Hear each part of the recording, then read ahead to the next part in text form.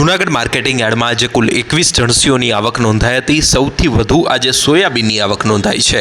1640 quintal સોયાબીનની આવક સામે એક મણનો ઊંચો ભાવ 922 રૂપિયા નોંધાયો છે। 698 ક્વિન્ટલ લોકવન ઘઉંની આવક સામે એક મણનો ઊંચો ભાવ 555 રૂપિયા નોંધાયો હતો। 466 ક્વિન્ટલ ટુકડા ઘઉંની આવક સામે એક મણનો ઊંચો ભાવ 570 રૂપિયા, જ્યારે 72 ક્વિન્ટલ બાજરાની આવક સામે એક મણનો ઊંચો ભાવ 431 રૂપિયા નોંધાયો છે। આ સાથે આજે 30 ક્વિન્ટલ જુવારની પણ આવક નોંધાઈ છે, જેનો એક મણનો ઊંચો ભાવ 777 રૂપિયા નોંધાયો હતો।